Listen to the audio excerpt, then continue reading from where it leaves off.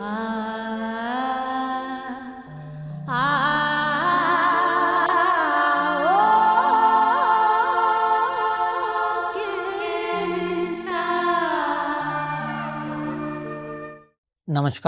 आप सभी का इग्नू और भारतीय भाषा संस्थान मैसूर द्वारा निर्मित स्वयं के इस डोगरी कोर्स में हार्दिक स्वागत है।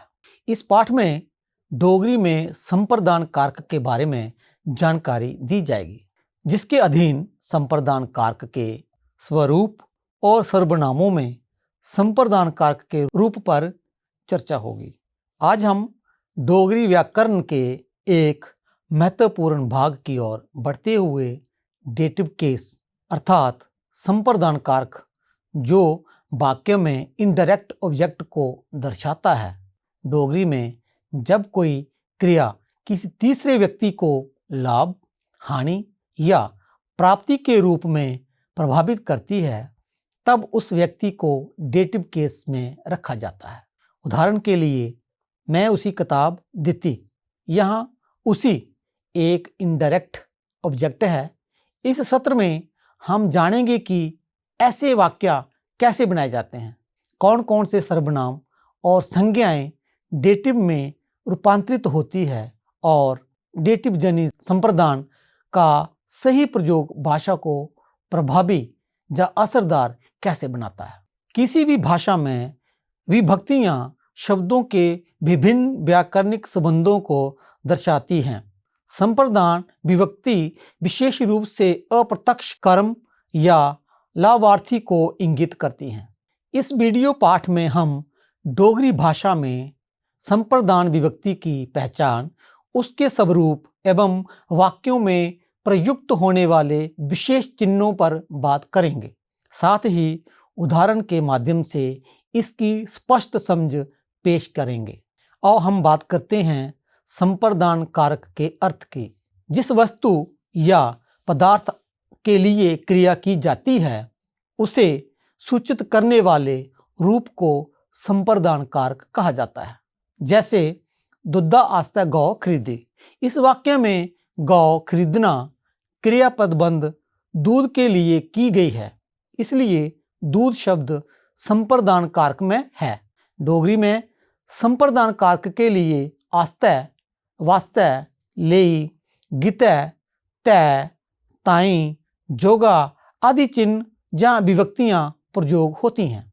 कुछ वाक्य उदाहरण के तौर पर देखें। लिखने आस्ते पेन लोड़चदा है। हिंदी में होगा लिखने के लिए पेन चाहिए।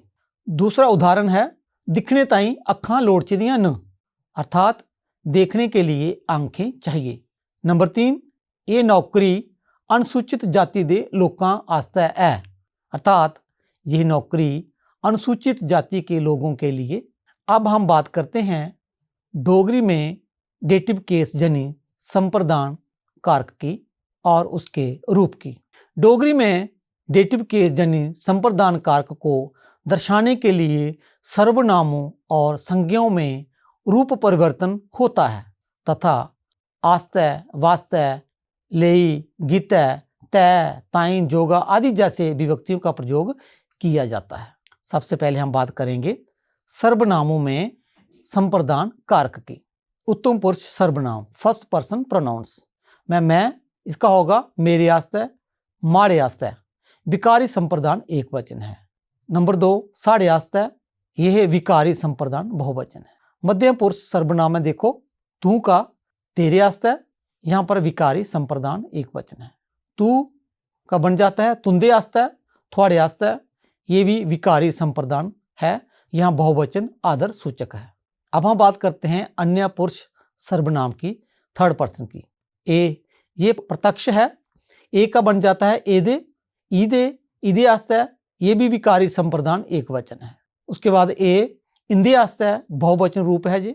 अब हम बात करते हैं अन्य पुरुष सर्वनाम जो अप्रत्यक्ष है, उसके लिए डोगरी में प्रयोग होता है ओ, उसका बन जाता है उंदे, जहाँ उंदे आस्ते, ओदे आस्ते, उसदे आस्ते, यहाँ पर भी विकारी संप्रदान एक वचन है। और उसके बाद उंदे आस्ते बहुवचन रूप बन जाता है। दूसरा है निश्चयवाचक सर्वनाम की, जो निकटवर्ती है, इसके लिए ए है और कारक के साथ बन जाएगा एदे, या इसदे आस्ते। दूरवर्ती के लिए होगा ओ, उसका बन जाएगा ओदे उसदे आस्ते। अब हम बात करते हैं अनिश्चयवाचक सर्वनाम की, जिसके चिन्ह है कुस, इसका बन जाएगा कुसे आस्ते। उसके बाद है केई, बन जाएगा केई आस्ते।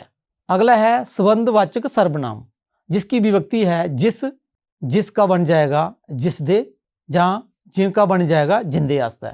प्रश्नवाचक सर्वनाम में जाते हैं तो कुण का बन जाएगा कुसदे आस्ते या कोदे आस्ते या कुंदे आस्ते। विशेष टिप्पणी, प्रश्नवाचक सर्वनाम के का प्रयोग केवल एक वचन के लिए होता है और इसका विकारी कर्ता रूप नहीं होता। संप्रदान रूप किससे या कैदे आस्ते। अब हम बात करते हैं निजवाचक सर्वनाम की। इसमें आपका बन जाएगा अपने आस्ते। ये थे डेटिव केस डोगरी में। निष्कर्ष के तौर पर डोगरी भाषा में संप्रदान कारक वाक्य रचना का एक महत्वपूर्ण अंग है, जो यह बताता है कि क्रिया किसके लिए की जा रही है। विभक्तियां जैसे आस्ते, वास्ते आदि तथा संज्ञा सर्वनामों के रूपांतरण द्वारा इसे व्यक्त किया जाता है।